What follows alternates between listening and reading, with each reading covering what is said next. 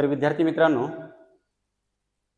आपला practice set 2.3 completing the square method मधला आपण चौथा आणि पाचवं उदाहरण आज पाहूयात. बऱ्याच विद्यार्थ्यांनी कमेंट केली होती की सर पाचवं उदाहरण पण घ्या वगैरे म्हणून. तर आपण अगोदर चौथं घेऊ, त्यानंतर पाचवं घेऊया. ठीक आहे. तर बघा, हे उदाहरण आहे 9y² - 12y + 2 = 0. लक्षात घ्या, पहिली स्टेप आपण ॲज इट इज लिहूयात. 9y² - 12y + 2 = 0. मग आपण या मेथडमध्ये काय करतो, जनरली तिसऱ्या पदाचं पक्षांतर करतो. ते पक्षांतर करूया, नंतर आपण बोलू त्या विषयावर. ठीक आहे. तर बघा, 9y² - 12y + 2 चं पक्षांतर होईल -2. हे 0 लिहायची गरज नाही. आता बघा, पाठीमागचे जे 3 उदाहरणं झाले प्रॅक्टिस सेटमध्ये आणि ह्या उदाहरणामध्ये काय फरक आहे बघा. त्या तिन्ही पण उदाहरणामध्ये इथं जो वर्गीय पद होतं, वर्गीय पद म्हणजे ज्याला इंग्लिशमध्ये आपण काय म्हणतो, क्वाड्रॅटिक टर्म. या क्वाड्रॅटिक टर्मचा जो कोएफिशियंट होता तो 1 होता या ठिकाणी. बघा, आता या म्हणजे आतापर्यंत 3 उदाहरणामध्ये, पण या उदाहरणामध्ये बघा 1 पेक्षा मोठा आहे, 9 आहे. मग 1 पेक्षा मोठा किती का असेना, 2, 3, 4, 5 किती का असेना, आपला 1 कर्ण काय, त्या क्वाड्रॅटिक टर्मचा सहगुणक कोएफिशियंट 1 कर्ण महत्वाचं आहे. तर आपण काय करू, आता हे 9y² आहे ना, तर आपला 1y² करायचंय. तर काय करायचं, ह्या पूर्ण समीकरणाला म्हणजे डाव्या बाजूला आणि उजव्या बाजूला काय करायचं, आपण इथल्या सहगुणकांनी भाग घालायचा. मग इथं 4 असेल तर 4 ने भाग घालायचा, 2 असेल तर 2 ने भाग घालायचा, 3 असेल तर 3 ने भाग घाला. तिथं 9 आहे, 9 ने भाग घालूया. म्हणजे वाक्य असं असेल, डिवायडिंग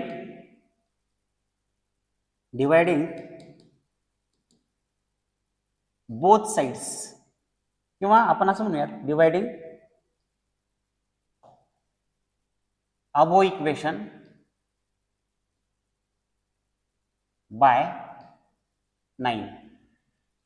म्हणजे वरील जे समीकरण आहे त्याला काय करू, आपण 9 न भाग घालू आपण. ठीक आहे. म्हणजे असं होईल 9y² / 9. मी सोपं करून सांगतोय बघा, प्रत्येक पदाला 9 न भाग घालायचे. ठीक आहे.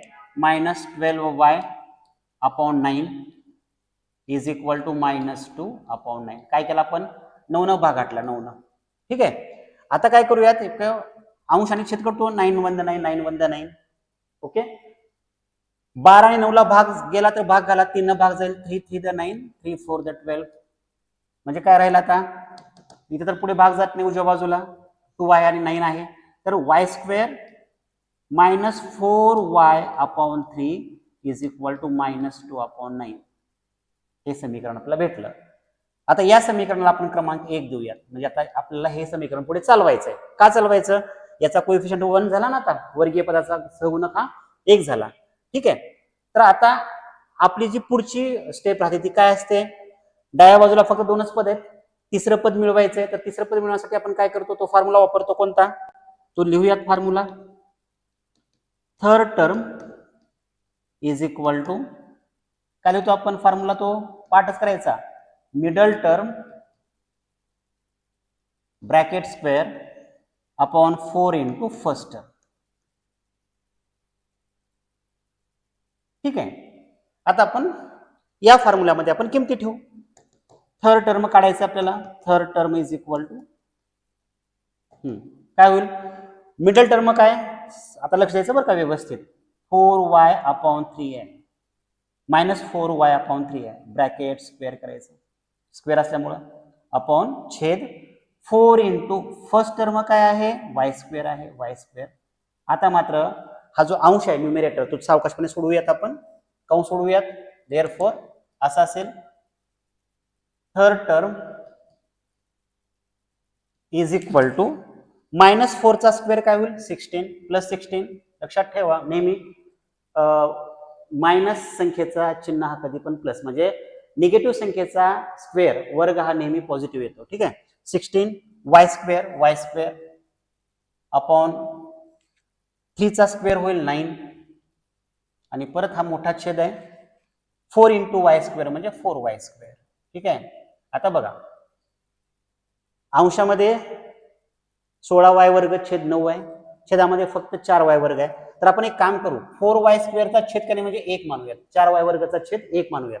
आता गुणाकार व्यस्ती स्टेप करूयात. इनव्हर्स म्हणजे काय करायचं, भागाकार चिन्ह जाऊ द्यायचं आणि फक्त गुणाकार चिन्ह घ्यायचं त्या ठिकाणी. कसं, समोर बघा, third term is equal to 16y square upon 9 into गुणाकार चिन्ह द्यायचं आणि अंशाचा छेद, छेदाचा अंश याला म्हणायचं गुणाकार व्यस्त. ठीक आहे, म्हणजे गुणाकार चिन्ह देणे आणि त्याचं व्यस्त करणे म्हणजे काय करणे, एक अंशात घ्या आणि 4y स्क्वेअर छेदामध्ये घ्या. ओके, झाला. आता फक्त भाग गेला असेल तर, भाग जात असेल तर y स्क्वेअरचा म्हणजे लोप झाला, इलिमिनेशन झालं. आता काय झालं, काय राहिलं, 16 इंटू 1 राहिलं आणि अपॉन 9 इंटू 4 राहिलं. एक स्टेप घेऊयात तुम्हाला कळण्यासाठी. काय काय उरलं ते, third term is equal to 16 into 1 काय होतं, 16च होतं, अपॉन 9 इंटू 4 36 होतं. आपण असं लिहूयात 9 इंटू 4. मी 36 पण लिहू शकतो, पण का लिहिलं नाही, 16 आणि 36 भागाला थोडा अवघड जाईल, तुम्हाला अवघड जाईल म्हणून मी काय केलं, 9 इंटू 4 ॲज इट इज लिहिलं. आता बघा 4 न भागाला सोपं जातं, 4 1 द 4, 4 4 द 16. काय उरलं, third term is equal to 4 upon 9. 9 into 1 म्हणजे 9. आता लक्षात घ्या, पुढे भाग जात नाही, आपलं तिसरं पद भेटलं 4/9. लक्षात घ्या, मी पाठीमागं पण सांगितलंय, आता पण सांगतोय, जे थर्ड टर्म भेटते ना त्याचं स्क्वेअर रूट निघतं म्हणजे निघतंच, म्हणून तरी डावी बाजू पूर्ण वर्ग होते ना, नावच आहे completing the square method. Okay, आता काय करायचं, हे 4 अपॉन 9 ऍड करायचं इक्वेशन नंबर 1 मध्ये. काय काय लिहायचं मग, adding 4 upon 9 to both sides of equation number first. Equation number फर्स्टच्या दोन्ही पण बाजूमध्ये 4/9 मिळवायचं. आता बघा इकडं समीकरण 1 काय आहे, y स्क्वेअर आहे मायनस 4y अपॉन 3 आहे, ऍड करा आता, plus 4 upon 9 is equal to इकडं minus 2 upon 9 plus 4 upon 9. Okay, 4 upon 9 add केलं दोन्ही बाजूला. आता हे सोडवायचे उजवी बाजू, y square minus 4y upon 3 plus 4 upon 9 is equal to, छेद समान आहेत दोघांचे, दोघांपैकी एक कॉमन घेतो आणि अंशाची बेरीज असेल तर बेरीज, वजाबाकी असेल तर वजाबाकी. बघा हे मायनस आहे तर चिन्ह प्लस आहे, चिन्ह भिन्न आहेत, वजाबाकी करायचं आणि मोठ्या संख्येचं चिन्ह. 4 मधून 2 मायनस करा, 2 राहतं, मोठ्या संख्येचे चिन्ह प्लस. जर कळत नसेल तर एक स्टेप वापरतो, तुम्हाला कळेल. बघा इकडे समोर -2 आहे प्लस 4, अशी एक स्टेप लिहिली मुद्दामच मी. पुढे आता सोडवायचं कसं, y square minus 4y upon 3 plus 4 upon 9 is equal to, बघा चिन्ह भिन्न आहेत, वजाबाकी करायचं आणि मोठ्या संख्येचं चिन्ह. 4 मधून 2 मायनस करा, 2 राहिलं, प्लस 2 अपॉन 9. प्लस का बरं चिन्ह, प्लस 2 का बरं, मोठ्या संख्येचं चिन्ह प्लस. ठीक आहे, आता उजवी बाजू सोडवली, डावी बाजू पूर्ण वर्ग झाली आता या ठिकाणी. देअरफॉर काय होईल, y square minus 4y upon 3 plus 4 upon 9. डावी बाजू पूर्ण वर्ग झाली आहे, तर लिहायचं कसं, कंस करायचा, पहिल्या पदाचं वर्गमूळ y, दुसऱ्या पदाचं फक्त चिन्ह घ्यायचं मायनस, तिसऱ्या पदाचं वर्गमूळ काढायचं, 4चं वर्गमूळ 2, 9चं वर्गमूळ 3 म्हणजे 2 अपॉन 3 ब्रॅकेट स्क्वेअर. पाठीमागे सांगितले पाठीमागच्या व्हिडिओमध्ये, a मायनस बी ब्रॅकेट स्क्वेअरचा फॉर्म्युला जर वापरला तर हे त्याचं एक्सपान्शन येतं, म्हणजे विस्तार हा येतो. ओके, इज इक्वल टू हे 2 अपॉन 9 ॲज इट इज. आता पाठीमागे सांगितले मी तुम्हाला, वर्गाची स्टेप आली म्हणजे कम्प्लीट स्क्वेअर घेतला की परत काय करायचं लगेच, by taking square root. By taking square route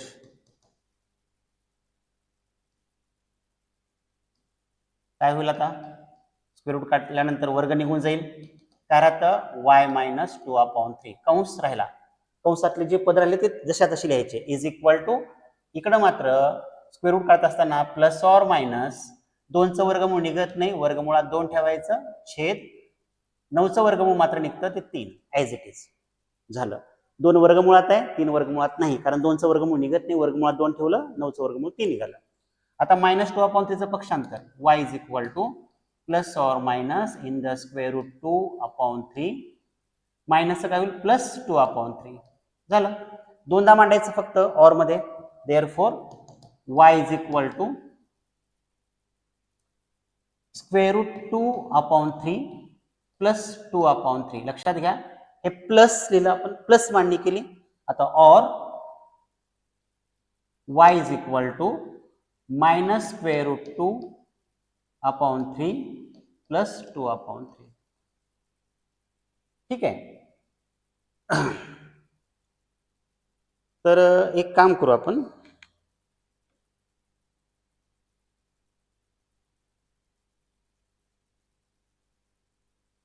इथे लिहू or y is equal to minus square root 2/3 plus 2/3. Okay. आता जर ह्या भागाला जर सोडवलं तर बघा काय येतं, therefore y is equal to छेद समान आहे, दोघांपैकी एक कॉमन घेतला 3 आणि square root 2 plus 2 as it is. दोघांची बेरीज होत नाही. का होत नाही तर वर्गमुळात 2 आहे, हे बाहेर 2 आहे, त्याच्यामुळे दोघांची बेरीज वजाबाकी वगैरे काहीच होत नाही. और आता जर ह्या भागाला जर सोडवलं ह्या पुढच्या भागाला तर काय येईल, और लिहूयात आपण इथं y इज इक्वल टू काय होईल, छेद समान आहे 3 घेतलं आणि मायनस स्क्वेअर रूट 2 प्लस 2. अशा प्रकारे 2 रूट्स आले. कोणते कोणते, पुढे जागा नसल्यामुळे मी अलीकडे लिहिले, त्यावेळेस थोडं लक्ष द्या. तर बघा हे पहिलं पद भेटलं आपल्याला, सॉरी पहिलं रूट भेटलं आपल्याला कोणतं, स्क्वेअर रूट 2 प्लस 2/3 आणि दुसरं रूट भेटलं आपल्याला मायनस स्क्वेअर रूट 2 प्लस 2/3. अशा प्रकारे तुम्ही शेवटचं वाक्य लिहू शकतात. कोणतं वाक्य, y is equal to square root 2 plus 2/3 or and y is equal to minus square root 2 plus 2/3 are the roots of given quadratic equations. Equation असं लिहू शकतात. ठीक आहे. बघा समजलं का? समजलं नसेल तर तुम्ही विचारू शकतात, कमेंट करून विचारू शकतात मला, किंवा डायरेक्ट कॉल करून विचारू शकतात. ठीक आहे. पुढचं घेऊयात. बऱ्याच जणांचं म्हणणं होतं की 5 ओपन घ्या सर म्हणून. सोपं उदाहरण आहे, कसं अवघड नाही. ठीक आहे. आता बघा जनरली काय करायचं, आता आपण आता जसं सोडवलं तसं सोडवायचं, चौथ्या उदाहरणासारखं सेम. तर काय करूयात आपण, as it is 2y² plus 9y plus 10 is equal to 0. Okay. Plus 10चं पक्षांतर करा, मायनस 10 होईल. 2y² plus 9y is equal to minus 10. Okay. आता बघा आताच्या चौथ्या उदाहरणामध्ये सहगुणक 9 होता, इथं 2 आहे. आता 2 न भाग घालायचा, म्हणजे कसं लिहायचं, डिवायडिंग अबो इक्वेशन, किंवा नुसतं इक्वेशन म्हटलं तरी चालतंय, अबो इक्वेशन बाय कोणत्या संख्येनं भाग घालायचं, 2 न. 2 न भाग घालूयात. सांगा मग, 2y² plus 9y/2 is equal to minus 10/2. 2 2 तर कटणारच आहे, त्यात काही विषय नाही. 2 1 2, 2 5 10, इथं पण भाग गेला, इथं 9/2 ला भाग जात नाही. काय उरलं, y² plus 9y/2 is equal to minus 5. Minus 5/1 म्हणजे मायनस 5. ठीक आहे. आता याला इक्वेशन नंबर आपण 1 देऊ. झालं. तिसरं पद मिळवायचंय, फॉर्म्युला वापरा. Third term is equal two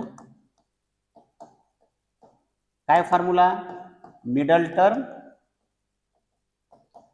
bracket square upon 4 into first term.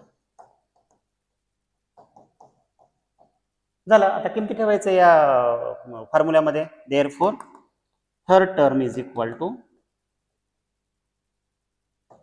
Middle term काय बघा, 9y/2 आहे, 9y/2 ब्रॅकेट स्क्वेअर अपॉन छेद 4 इंटू फर्स्ट टर्म म्हणजे 4 इंटू y². जरा याला सोडवायचं आपल्याला आता. Therefore third term is equal to काय असेल, 9चा स्क्वेअर 81, y² ला y² अपॉन 2चा स्क्वेअर असेल 4, परत हा छेद घेतला मोठा, 4y² as it is, 4 into y² 4y². आधी तर परत आता बघितलं होतं आपण मग चौथ्या उदाहरणामध्ये छेदकाने म्हणजे एक घेतला, गुणाकार व्यस्त करा, ती स्टेप घ्या. Third term is equal to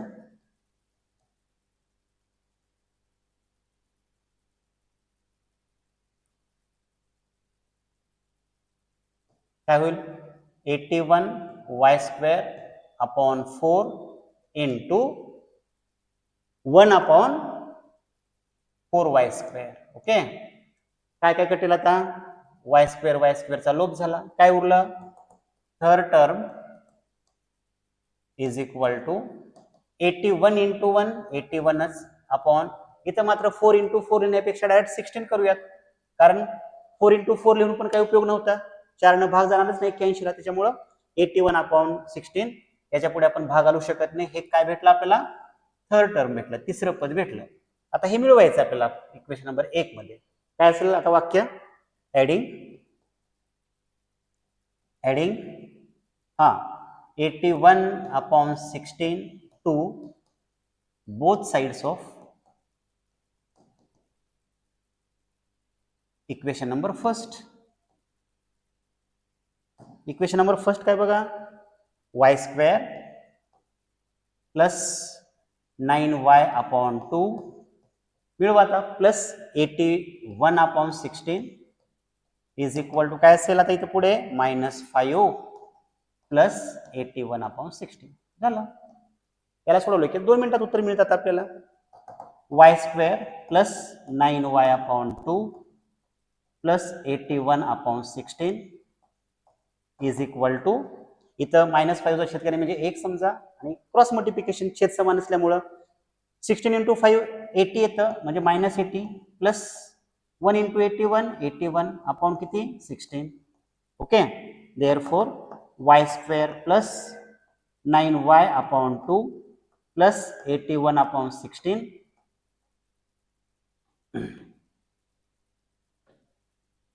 81 upon 16 is equal to 81 मधून 80 मायनस करा, 1 उरतं, मोठ्या संख्येचे प्लस म्हणजे 1 अपॉन 16 आलं. उजवी बाजू सोडवली, डावी बाजू पूर्ण वर्ग झाले. कसं लिहायचं मग इन ब्रॅकेट पहिल्या पदाचं वर्गमूळ the square root of first term y, then the sign of second term plus and the square root of third term. म्हणजे काय 81चं वर्गमूळ किती येतं 9 आणि 16चं वर्गमूळ येतं 4. Bracket square is equal to 1 upon 16 झालं. वर्गाचं पद भेटलं, लगेच वर्गमूळ काढूयात आता बाय टेकिंग स्क्वेअर रूट.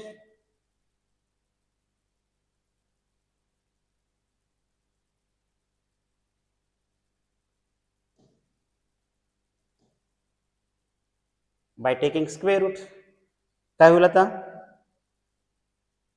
वर्ग निघून गेला, देअरफॉर y प्लस 9 अपॉन 4 हे ॲज इट इज.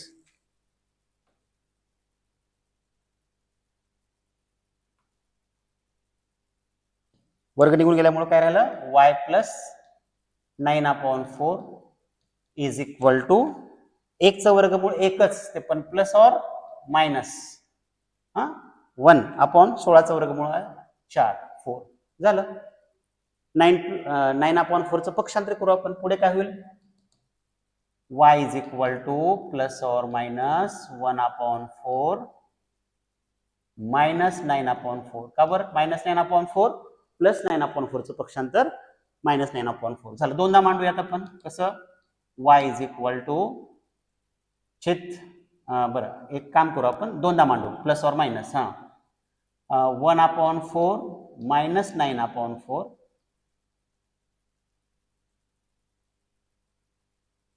और y is equal to -1 upon 4 minus 9 upon 4. ठीक आहे. आता हे सोडवायचं कसं आता therefore y is equal to छेद समान आहेत, दोघांपैकी एक घेतला 1 मायनस 9 1 मायनस 9 किती होते -8 और हे सोडवूयात. हा भाग सोड, एक मिनिट